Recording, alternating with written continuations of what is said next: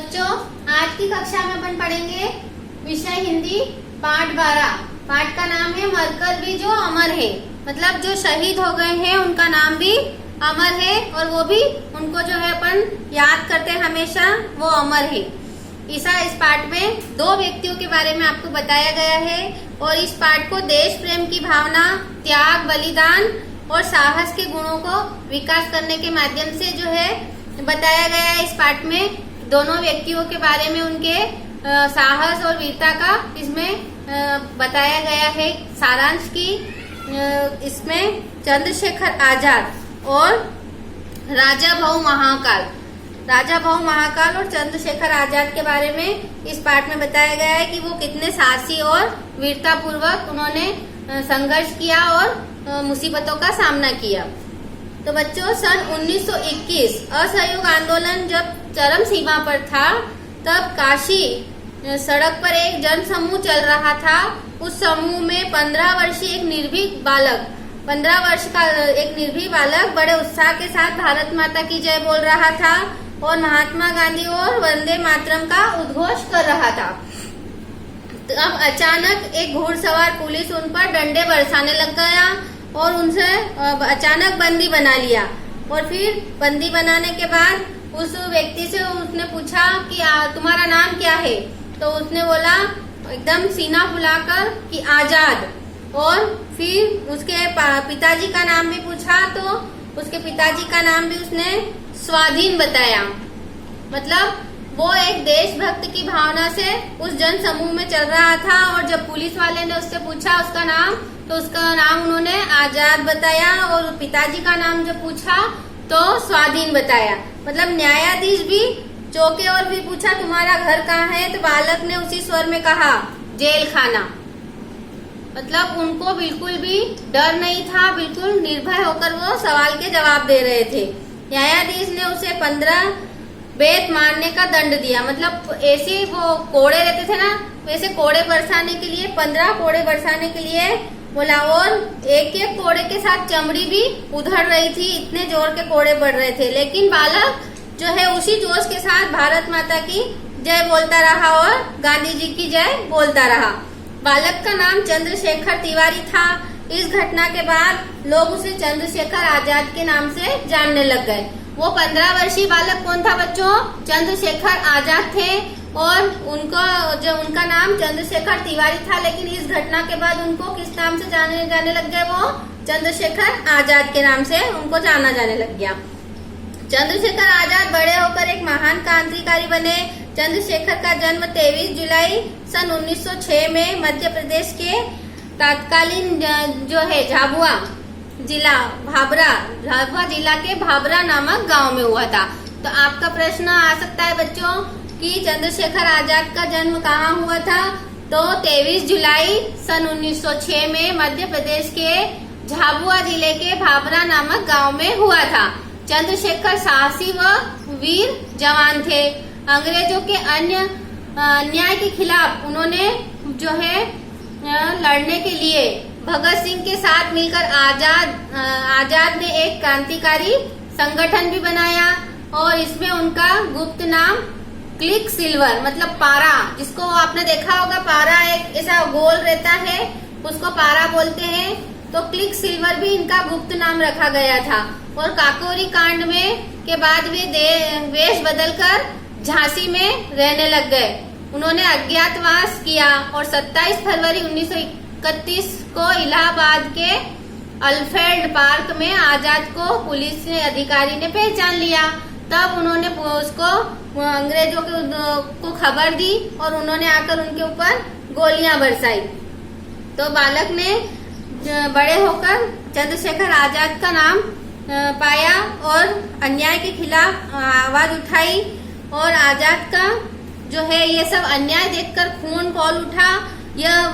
वह स्वाभिमानी व्यक्ति थे और जैसे कि उन्होंने काकोरी कांड के बाद कई प्रमुख क्रांतिकारी पकड़े गए थे। इनमें राम प्रसाद बिस्मिल और ठाकुर रोशन सिंह, अशफाक उल्लाह खां और राजेंद्र लाहिड़ी प्रमुख थे। इन सबको फांसी दे दी गई थी, पर चंद्रशेखर आजाद को पुलिस छू भी नहीं सकी। वो जो है भागकर निकल गए और वो फिर बाद में झांसी में वेश बदल कर रहने लग गए। फिर जब झांसी में गुप्तचरों को आजाद की मालूम पड़ा कि वो यहाँ भेष बदल कर रह रहे हैं, तो ओरछा टीकमगढ़ के पास सतान नदी के तट पर एक मंदिर में रहने लगे थे। वो यहाँ रहते हुए उन्होंने फिर से अपना एक संगठन खड़ा किया। झांसी में बिताए अज्ञातवास की अवधि में आजाद को भारी आर्थिक कठिनाइयों का सामना करना पड़ा, भूख प्यास का सामना करना पड़ा, लेकिन फिर भी उन्होंने जो है अपनी ईमानदारी पर आंच नहीं आने दी और वो कभी भी बेईमानी के रास्ते पर नहीं चले। भले कितनी भी मुश्किलें उनके सामने आई, लेकिन उन्होंने देश प्रेम की भावना, देशभक्ति की भावना और ईमानदारी का रास्ता कभी नहीं छोड़ा। तो इससे जुड़ा एक प्रसंग मैं आपको बताती हूँ बच्चों कि चंद्रशेखर आजाद जब झांसी में रह रहे थे तो उनके पास खाने के लिए पैसे भी नहीं थे। कई दिन हो गए थे, केवल जो चना चबेना ऐसी चीज ही वो खाते थे, तो चना चबेना खाकर ही दिन निकालना पड़ता था। तो उनके पास जो है एक आना था, उस समय एक आना चलता था, तो एक आना था, वो एक आने में ही जो है कुछ मुट्ठी भर उन्होंने क्या लाए, चने लाए और वो चने खा रहे थे। लेकिन उन्होंने दूसरी मुट्ठी जब मुंह में डालने के लिए, तो मुट्ठी में उनको कुछ जो है गोल गोल चपटा चपटा सा उनकी मुट्ठी में देखा कि क्या है, तो वो एक इकन्नी थी मेरे बच्चों। तो उसने सोचा कि ये अपने कल का खाने का इंतजाम हो गया है, वो चने वाले की इकन्नी उसमें चने में आ गई थी।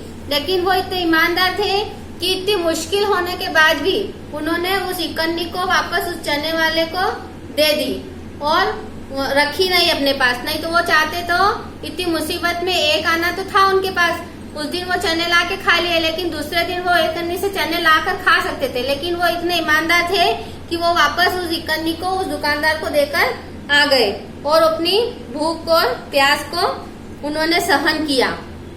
एक वो अलग बात है कि उन्होंने लोगों के सहायता के लिए अंग्रेजी खजाने को लूटा, लेकिन स्वयं के लिए इकन्नी भी उन्होंने नहीं रखी। देश के लिए उन्होंने सरकारी खजाने को तो बहुत लूटा और जो है गरीबों में और उनमें उनकी सहायता के लिए उन्होंने दिया। आजाद के पास एक माउजर पिस्तौल भी थी, वे उसे बलक बुखारा कहते थे। उनके पास कौन सी पिस्तौल थी? माउजर पिस्तौल थी। उसको क्या कहते थे? बलक बुखारा कहते थे। इस पिस्तौल को वे बड़ा ही संभाल कर रखते थे, क्योंकि पुलिस का सामना करने के लिए और कोई उपाय न था। वे कहते थे जब तक मेरा बलक बुखारा मेरे पास है, अंग्रेज मुझे छू भी नहीं सकते हैं। मैं आजाद हूँ, आजाद ही मरूंगा। उनका यह संकल्प टूटा भी नहीं। 27 फरवरी 1931 का दिन था। आजाद और सुखदेव इलाहाबाद के अल्फ्रेड पार्क में बैठे थे और विश्वम्बर नाथ का एक पुलिस अधिकारी ने उनको पहचान लिया और उन्होंने गुप्तचर पुलिस अधीक्षक नाट बावर को इसकी सूचना दी। नाट बावर ने दल बल के साथ आजाद को घेर लिया और दोनों ओर से गोलियां चलने लग गई। एक गोली आजाद के पांव में आ लगी, उधर उनकी गोली में विश्वम्बर नाथ का जबड़ा तोड़ दिया और दूसरी गोली में नाट बावर की कलाई। अपने आप को गिरता देखकर आजाद ने सुखदेव को वहां से जाने के लिए कहा और खुद उनका अंग्रेजों का सामना करने लग गए। फिर आजाद का निस्पंदन शरीर भूमि पर गिर गया। उन्होंने खुद ही, वो अंग्रेजों के बंदी नहीं बनना चाहते थे, इसलिए उन्होंने खुद ही अपनी कनपट्टी पर गोली मार ली और वहीं जो है अल्फ्रेड जो बगीचा था वहाँ वो शहीद हो गए। और इसी मानो भारत माँ का लाडला सपूत माँ की गोद में सो गया हो। आज इलाहाबाद का अल्फ्रेड पार्क शहीद पार्क के नाम से भी जाना जाता है। तो आपका प्रश्न बन जाएगा कि इलाहाबाद का अल्फ्रेड बगीचा किस नाम से जाना जाता है या शहीद पार्क कौन सा है? तो आपको नाम याद रखना है इस पार्क का, अल्फ्रेड पार्क। तो बच्चों इस पाठ को अपन 2 भागों में पढ़ेंगे। अभी आपने जो है इनके चंद्रशेखर आजाद के बारे में पढ़ा, अगले भाग में अपन राजा भाऊ महाकाल के बारे में पढ़ेंगे।